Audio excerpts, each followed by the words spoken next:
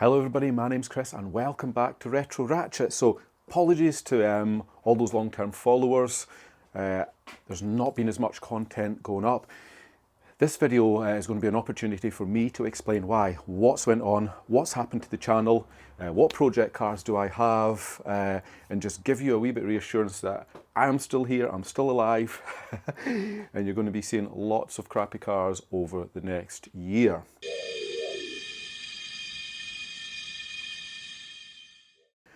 So at the start of 2025, there was quite a significant change to my personal life. As a result of that, it's had a bit of a knock-on effect on the YouTube channel.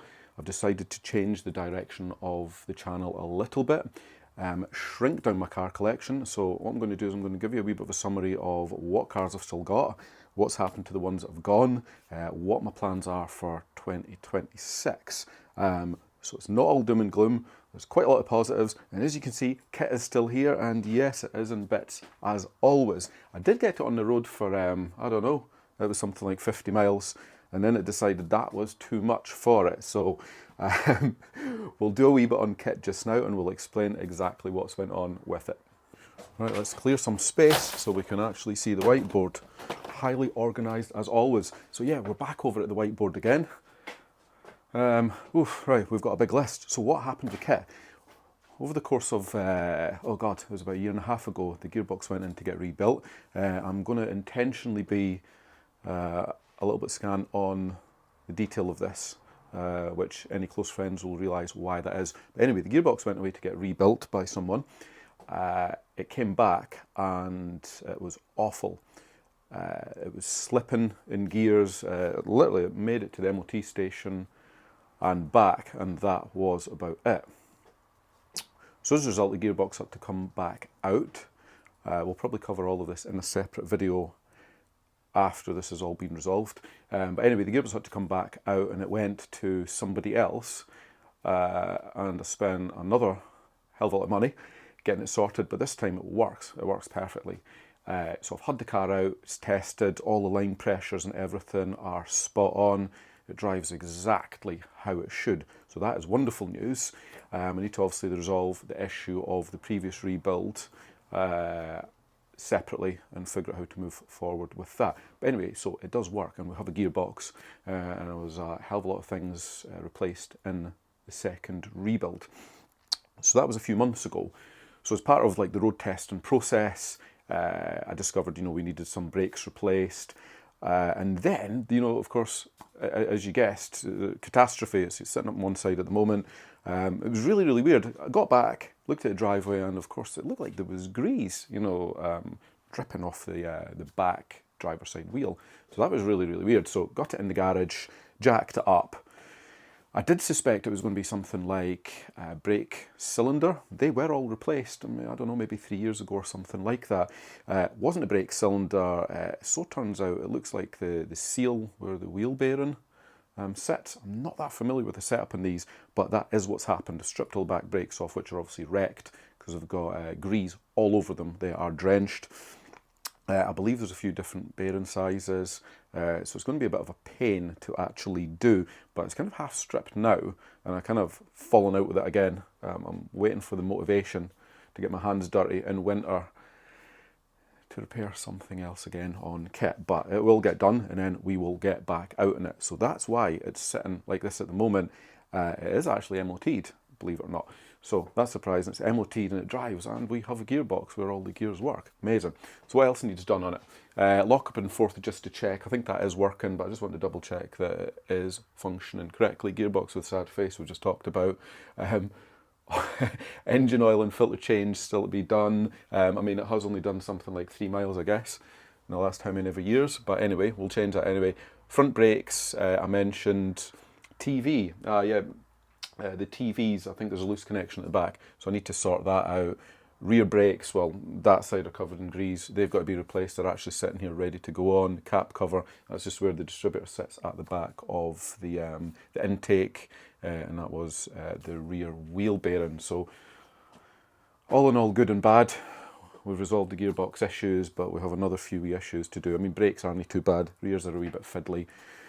Hopefully, in the new year, I'll be back on the road again, ready for the snow. So keep your eyes peeled for that one. Now, what else we've got to talk about? Oh, we can see some cars missing here. Montego, the Montego was gone. That was a 2-litre HLS. One of 3 left. It was 3 and free, I think, was the tagline in the very first YouTube video I done on that one. With the way things have went in 2025, I just haven't had the time, I think, to dedicate to it. I did spend a good few hours reassembling another few parts onto the engine, but sadly it isn't going to be practical to complete that project. So it was sold, it was about 3 or 4 weeks ago, as a non-running project. Engine had obviously been rebuilt, fitted to the car. Lots of work still to do to reassemble that as a project. So that's sad news for all you BL fans out there, but it just wasn't going to get done, and I still have my hands full, certainly with this thing, and all the other projects that we're going to get on to in a minute. Right, so now moving on to other cars that you have seen on the channel in the past. So we had the Volvo 360 GLE. So that one was sold at the start of the year when things changed in my personal life. I've done quite a lot of work on that one. The current owner of that has been in touch, and I think the car is continuing to be restored. So you will actually see some videos on that appearing on the channel. So everyone's a wee bit out of sync. I did save a lot of content on a lot of the cars, and I just haven't got around to editing. So you might see another few videos on the 360 GLE. So that one's gone, but will be restored to some extent by the new owner. Nissan Bluebird, that went round about the same time in January as well. I think I've still got a few videos on that one remaining to also upload. That was a decent car. I haven't seen it floating about recently actually. And the last one to go was a Mercedes CLS Grand Edition. I was using that as an everyday car. I now have a 7-seater for practical reasons. So the CLS went recently. Great car, amazing car. I don't think I've got any content left on that one. So that brings us to projects. What do we still have left? Well, we have the Volvo 740 Estate. We've got a good bit of work to get on with in that one. We have the Rover SD1 Vitesse, luckily, and we have the MG Maestro Turbo. So all the good ones are kept, and obviously this thing. Right, and here we have it, 740 GLE Estate.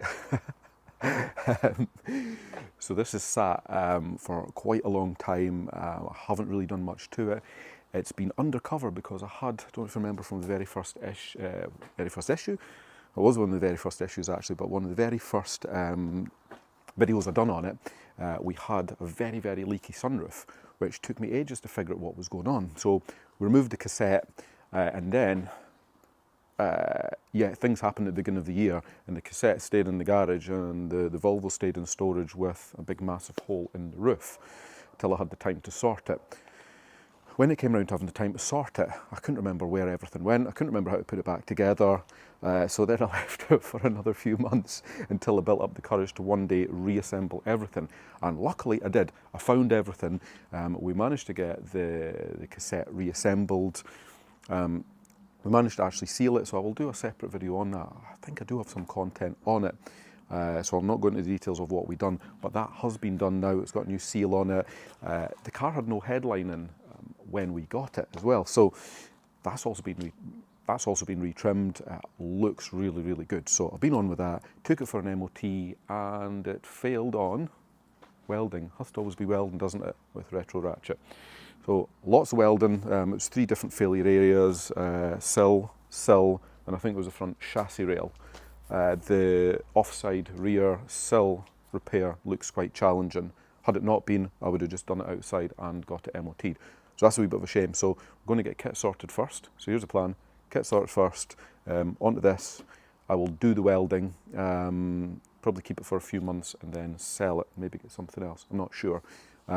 Starts on the button. Really good car. A little bit tatty, but it has beautiful headlining. So next one, Rover SD1. Now, long-term followers of the channel will recognise the SD1 very, very well. I mean, I've had this for, God, I've been knocking on 4 or 5 years now. I think it was actually the very first YouTube video I done was this. Don't watch it. I mean, it's actually got quite a lot of views, but it's quite an embarrassing video because that was in my very first days when I was camera shy. Well, even more camera shy than I am now. So the SD1 is still here. For a very, very quick recap for anybody that is new to the channel. Bought it as a restoration project, years worth of welding, no floors, no jack and points. We done all sorts on this thing. Sills, floor work, jack and points, you name it, boot floor, front wings. There's lots of videos on all that. It's had a full respray. It's got the correct interior put in it. It did have Van den Pla leather in it when I bought it. Roof retrim video is just about to come out on that one. It's got the correct exhaust fitted. It had a basic overhaul of the brakes and suspension. What's left to do in it? So where are we going with this project? Right, so interior is looking pretty decent. I've been gathering lots of little bits for it. There's still some things outstanding on the interior to make it mint. But I'd say it's probably, I don't know, 80% of the way there. So there's a wee bit of interior work to be done. Engine, so I never rebuilt the engine when I got it. I've just been kind of plodding on, doing repairs as and when. Now, the confusion for everybody when they watch the videos is like, how can it be a twin plenum when it's got a carb on it? Well, that's because a previous owner removed the twin plenum unit and fitted a carb when the engine was replaced. Oh God, it was probably 20 odd years ago. A person reached out that had done it, so I've got a kind of documented history of exactly why and how it happened. Anyway, I've got a twin plenum unit. I don't have all the peripheral stuff. I was planning on doing it this winter, doing the conversion back to EFI, so that was going to be a lot of content on that. But KITT's obviously on the road because it's always on the road. It's always a gearbox or something like that that is wrong with that car. But that's where we're going to go with this. I had toyed with selling it, but no, we're going to keep it. I feel you know, it really has to have that EFI system reinstated because it is an original twin plenum car. So I'll have to source the rest of the bits and then it'll come off the road. I mean, because the shame is, you know, it's obviously it's MOT'd and stuff at the moment, so, you know, I can just jump in and drive it. So I'm loath to take it off the road at the moment because there is nothing wrong with it, but it will be off the road a good few months while I figure out how to reinstate that system. But that is what we are going to do on this one. Finally, it brings you on to my baby. MG Maestro Turbo, best car in the world. Fastest 80s, 90s hot hatch, apparently. Some YouTuber said. So it's still here. Nothing wrong with it. MOT'd. What needs doing it? Very little. I need to repair that headline in there. We've got a slow puncture there that keeps on leaking. Issue with the speakers inside, I don't know. I think there's a faulty connection somewhere. But other than that, it's just enjoy it. You know, that's what I've been doing this summer, taking it out, enjoying it. Oh, we did have an alternator failure on it. I didn't bother videoing it because it was just a boring job. But yeah, dropped the alternator, fitted a new one, and away we went. You know, it was spot on. But yeah, been absolutely loving Maestro Turbo. It's been great fun. Oh, I think we do have a wee bit of a boost leak on the exit to the turbo, which I'll have to take a wee close look at next year. But yeah, it is just all that hard work we put in over the last, God, over 10 years, and it's really paid off. Gets so much attention when we take it out.